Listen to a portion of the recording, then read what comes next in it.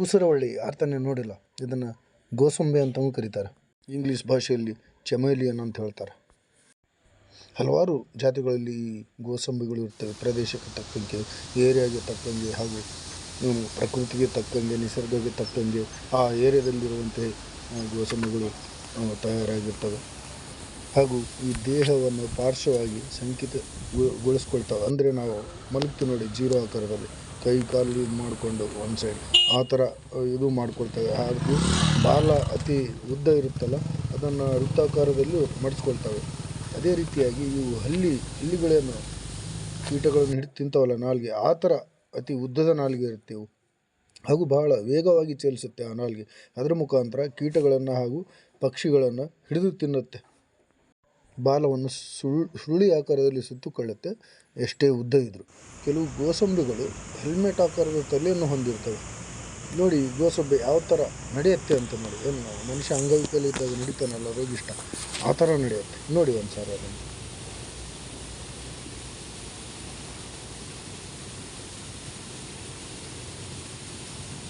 ವಿಶ್ವದ ಅತಿ ಉದ್ದವಾದ ಊಸರವಳ್ಳಿ ಅಂದರೆ ಪಾರ್ಸನ್ ಅಂತ ಹೇಳ್ತಾರೆ. ಅದು 27 ಇಂಚು ಉದ್ದ ಇರುತ್ತಂತೆ. ಹಾಗೂ ಚಿಕ್ಕದು ಗಂಡು ನ್ಯಾನೋ ಅಂತೇಳಿ ಅದು 0.9 ಇಂಚು ಉದ್ದ ಇರುತ್ತೆ ಅನ್ನಲಾಗಿದೆ. ಹಾಗೂ ಸಾಮಾನ್ಯವಾಗಿ 17ರಿಂದ 26 ಸೆಂಟ್ ಅಂದರೆ 7ರಿಂದ 11 ಇಂಚುಗಳವರೆಗೆ ಸಾಮಾನ್ಯವಾಗಿ ಈ ಗೋಸಂಬಿಗಳು ಇರ್ತವೆ.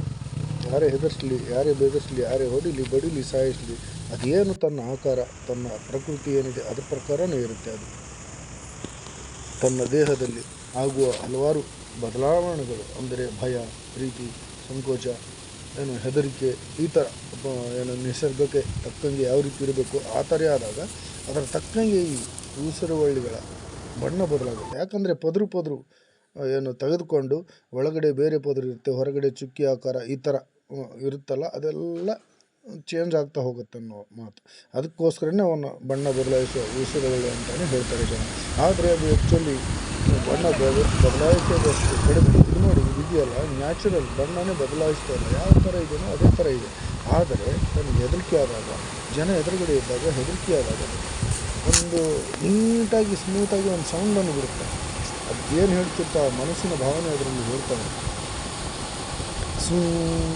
ಸೂ ಅನ್ನುವಂಥ ಒಂದು ಸೌಂಡು ಅದರಲ್ಲಿ ಬರ್ತಿರುತ್ತೆ. ಅದನ್ನು ಇನ್ನೊಮ್ಮೆ ಹಾಕ್ತೀನಿ ನೋಡಿ. ಇಲ್ಲಿ ಸೌಂಡ್ ಬರ್ತಾ ಇದೆ ನೋಡಿ, ಕೇಳಿಸ್ಕೊಳ್ಳಿ. ಹಕ್ಕಿ ಕೂಗ್ತಾವಲ್ಲ ಆ ಥರ ಚಿಲಿಪಿಲಿ ಥರ. ತನ್ನ ಭಾವನೆಗಳನ್ನು ಈ ಊಸರವಳ್ಳಿ ಈ ರೀತಿ ಹೊರಗಾಗುತ್ತೆ.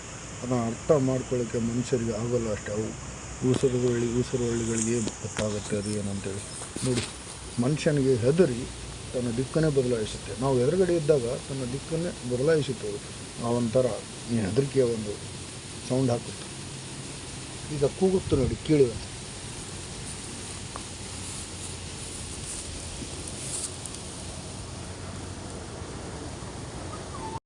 ಕೇಳಿದ್ರಲ್ಲ, ಯಾವುದೋ ಒಂದು ಸಂಗೀತದ ರಾಗದ ಥರ ಅದು ತನ್ನ ಹೆದರಿಕೆ ಅನ್ನುವ ರಾಗದ ಮುಖಾಂತರ ತೋರಿಸ್ತಾ ಇದೆ. ಇದು ಈ ಊಸರವಳ್ಳಿಯ ಕತೆ. ಇವು ಆಗೊಮ್ಮೆ ಅಷ್ಟೇ ರಸ್ತೆ ಮೇಲೆ ಬರ್ತವೆ. ಈಗಿರುವಂಥದ್ದು ನೋಡಿ, ರಸ್ತೆ ಮೇಲೆ ಆ ಕಡೆಯಿಂದ ಈ ಕಡೆ ರಸ್ತೆ ದಾಟ್ತಿರುವಂಥದ್ದು. ಮುಂದುಗಡೆ ಒಂದು ದೊಡ್ಡ ಪೊದೆ ಇದೆ. ಆ ಪೊದೆಗೆ ಹೊಕ್ಕೊಂಡು ಕೀಟಗಳನ್ನು ಹಾಗೂ ಹಕ್ಕಿಗಳನ್ನು ತಿನ್ನುವಂಥ ಯೋಚನೆಯಲ್ಲಿ ಹೋಗ್ತಾ ಇದೆ. ವೀಕ್ಷಕರೇ, ಇದಾಗಿತ್ತು ನಮ್ಮ ಈ ವಿಡಿಯೋ. ನಿಮಗೇನು ಅನ್ನಿಸ್ತಾ ಇದೆ ಈ ವಿಡಿಯೋ ಬಗ್ಗೆ ಅನ್ನುವಂಥದ್ದನ್ನು ಕಾಮೆಂಟ್ನಲ್ಲಿ ತಿಳಿಸಿ. ಈ ವಿಡಿಯೋ ಇಷ್ಟ ಆದರೆ ದಯವಿಟ್ಟು ಲೈಕ್ ಮಾಡಿ, ಫ್ರೆಂಡ್ಸ್ಗಳಿಗೆ, ಗ್ರೂಪ್ಗಳಿಗೆ ಶೇರ್ ಮಾಡಿ. ಹಾಗೂ ನನ್ನ ಈ ಯೂಟ್ಯೂಬ್ ಚಾನಲನ್ನು ದಯವಿಟ್ಟು ಎಲ್ಲರೂ ಸಬ್ಸ್ಕ್ರೈಬ್ ಮಾಡಿಕೊಳ್ಳಿ ಅಂತ ಕೇಳ್ತಾ ಎಲ್ರಿಗೂ ನಮಸ್ಕಾರಗಳು.